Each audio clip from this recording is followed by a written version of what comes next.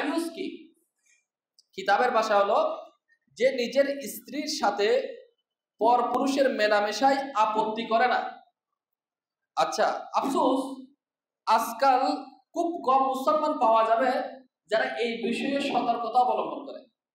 বেশিরভাগই মানুষ এই বিষয়ে সতর্কতা অবলম্বন করে না।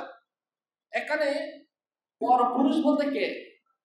তো কিতাবের আসছে, মনে রাখবেন, অন্যান্য বেগানা পুরুষের সাথে সাথে চাচাতো, মামাতো, খালাতো, ফুফাতো, চাচি, মামি, দুলাভাই, খালু, ফুফা ছাড়াও দেবর, বাসুর ও বাবির মাঝেও শরীয়তের পর্দার বিধান রয়েছে। স্ত্রী তাদের সাথে পর্দা না করে অবাধে মিলামিশা করলে জাহান্নামের যাবার উপযোগী হবে।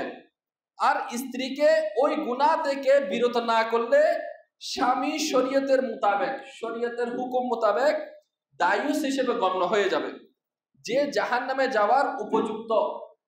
অর্থাৎ সে প্রাথমিকভাবে জান্নাত থেকে কি থাকবে? বঞ্চিত থাকবে। একজন প্রকাশ্য দায়ুস ফাসিকে মলিন, অর্থাৎ ইমাম এবং সাক্ষী হওয়ার সে যোগ্যতা রাখে।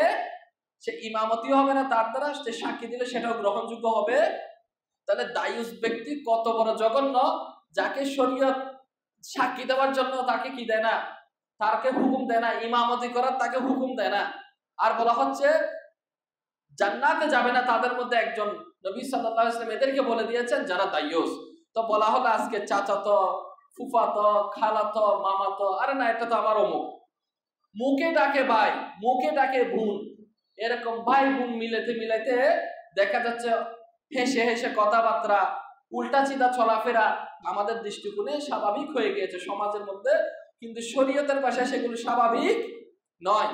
যদি কোনো পুরুষ তার স্ত্রীকে এইসব ব্যাপারে যদি সতর্কতা না করে, সে যদি বাধা প্রয়োগ না করে, তাহলে শরীয়তের ভাষায় সে কে? দায়ুস।